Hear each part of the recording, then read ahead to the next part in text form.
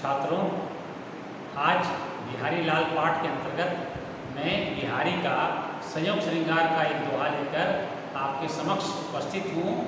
दोहा का मूल भाव पहले समझ लीजिए, फिर इसको शब्दार्थ को समझने में और उसके सरलार्थ को समझने में आपको बहुत सुविधा प्राप्त होगी।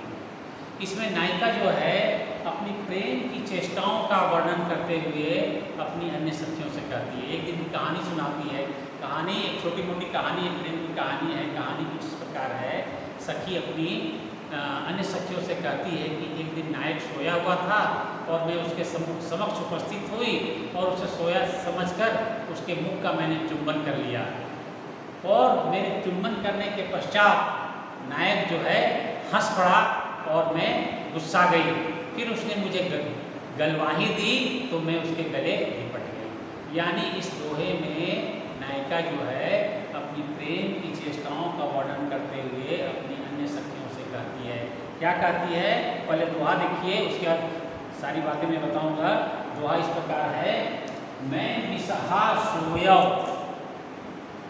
समुझी मुँह चुड़ियों ढिक जाई, हंसियो किसानी गल गरियो रही गरे विटाई। पहले इसका शब्दार्थ देखिए। मैं यानी नायिका जो सखी कर रही है अपनी सखी, मैं बिसहा यानी बहाना करके सोने वाला नायक, छलिया नायक। बिसहा यानी छलिया नायक, बहाना करके नायक जो है बहाना करके सोया हुआ था, आंखें बंद करके सोया हुआ था और नायिका समझ रही थी कि वह वास्तविक में सो रहा है। सोया समझी, सोया समझकर उस छलिया नायक को मैं सोया समझकर मुँह चुमियों ढिक जाई। ढिक का अर्थ है समीप, ढिक का अर्थ है समीप, उसके निकट जाकर उसके मुख का मैंने चुंबन किया। पहली पंक्ति का अर्थ देखिए, बिल्कुल सरल है। नायिका या सखी अपनी सखियों से कहती है कि नायक सोया हुआ था, वह छलिया नायक था, बहाने करके सोया हुआ था, आंखें बंद करके सोया हुआ था। मुझे लगा कि वह वास्तविक में सो रहा है और मैं उसके समीप गई, दिख जाए उसके समीप गई और मैंने उसके अधर चूम लिए। उसके बाद क्या हुआ? दूसरी पंक्ति में हंसियो, नायक जो है हंस पड़ा। क्योंकि वो हंस पड़ा, उसको ज्ञात हो गया कि उसने मेरा चुंबन किया है, तो उसको आनंदित होकर क्या हुआ? हंस पड़ा। और खिसानी, नायिका जो है गुस्सा गई। खिसानी का जो है गुस्सा होना।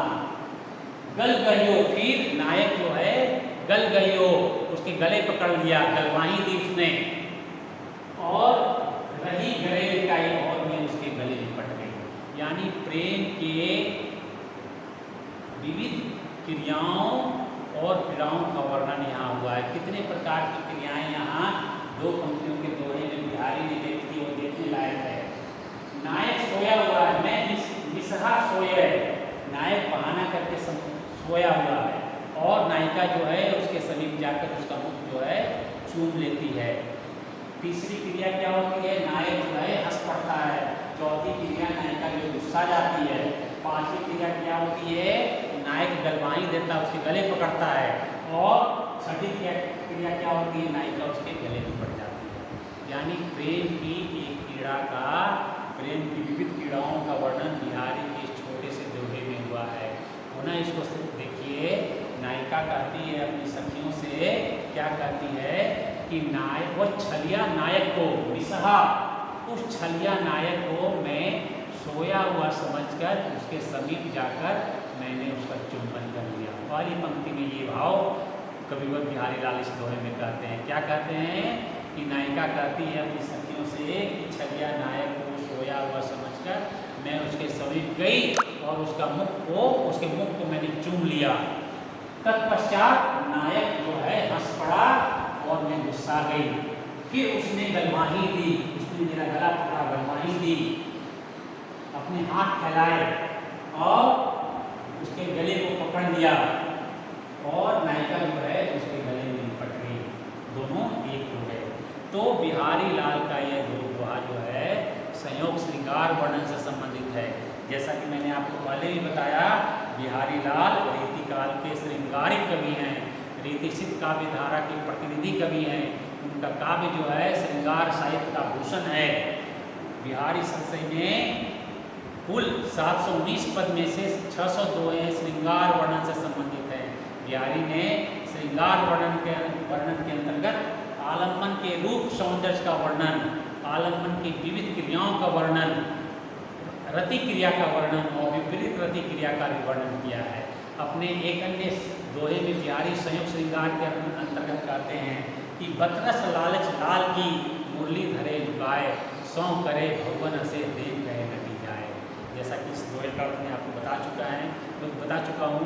एक अन्य दोहे में बिहारी संयुक्त श्रृंगार का वर्णन करते हुए कहते हैं कि नायक जो है पतंग उड़ा रहा है और पतंग की छाया नायिका के घर पे गिर रही है और नायिका को यह पता चल जाता है, भान हो जाता है कि ये पतंग की जो छाया उसके आंगन में पड़ रही है, दौड़ इधर उधर घूम रही है, इसको उड़ाने वाला नायक मेरा नायक ही है।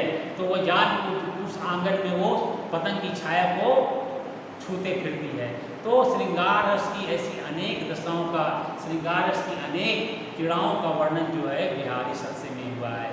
और एक चीज़ मैं इस संदर्भ में बता दूँ कि बिहारी संशय में श्रृंगार के अंतर्गत बिहारी ने जो रति या विपरीत रति का वर्णन किया है, इसको अश्लीलता की श्रेणी में नहीं देखना चाहिए। साहित्य में श्लील और अश्लील का कोई प्रश्न नहीं होता, इसलिए श्रृंगार रस जहाँ चित्रित हुआ है वहाँ आप उसको साहित्यिक दृष्टि से देखें, अश्लीलता की दृष्टि से नहीं देखें। तो इस पूरे दोहे में आप समझ गए होंगे कि प्रेम की विविध चेष्टाओं का वर्णन हुआ है। नायिका जो है अपनी सखियों से अतीत की घटनाओं का वर्णन करते हुए कहती है कि एक बार मेरे साथ ऐसा हुआ कि नायक छलिया नायक बहाने करके सोया हुआ था और मैं उसके समीप गई और उसके अधर को मैंने चूम लिया। इस क्रिया से नायक जो है हंस पड़ा और मैं गुस्सा गई। फिर नायक ने गलवाही दी तो मैं उसके गले लिपट गई। कितना सुंदर दुआ है और अर्थ बिल्कुल जो जैसा कि मैंने आपको एक एक शब्द काट बताया तो आपको अर्थ भी स्पष्ट हो गया होगा। तो इसमें विशेष के अंतर्गत ये लिखना है कि यह श्रृंगार रस से संबंधित दुआ है। इस दुआ में संयोग श्रृंगार का वर्णन हुआ है। स्थायी भाव जो है रति है, भाषा ब्रज भाषा है, काव्य रूप मुक्तक है। बिहारी लाल मुक्तक कवि के सर्वश्रेष्ठ कवि हैं। कल्पना की समास शक्ति और भाषा की समास शक्ति की दृष्टि से बिहारी लाल का काव्य अनूठा है। रामचंद्र शुक्ल जी ने भी बिहारी के मुक्तक काव्य की प्रशंसा की है और कल्पना की समाहार दृष्टि, कल्पना की समाहार शक्ति और कल्पना की समाज शक्ति, कल्पना की समाज शक्ति और भाषा की समाज शक्ति की दृष्टि से बिहारी को रीतिकाल का श्रेष्ठ कवि कहा है। और शैली की दृष्टि से इस दोहा में समास शैली प्रधान शैली है। जैसा कि आपको विदित है कि बिहारी लाल दो पंक्तियों के दोहे में बहुत सारी बातें कह जाते हैं। इसके पीछे भाषा की समास शक्ति है और अलंकार की दृष्टि से यहाँ पर्यायोक्ति अलंकार है। पर्यायोक्ति अलंकार वहाँ होता है जहाँ प्रक्रांत से अर्थ की प्राप्ति होती है और छंद की दृष्टि से यह दोहा छंद है। जैसा कि आप जानते हैं कि बिहारी लाल दोहों के बादशाह थे। उनके दोहों की उपमा नावक के तीर से दी गई है। एडविन क्रिप्स ने बिहारी के दोहों की प्रशंसा करते हुए कहा है कि उनके दोहे क्या हैं, उनका दोहा एक एक रत्न है। वास्तविक में बिहारी संशय के दोहे अपने आप में बेमिसाल हैं।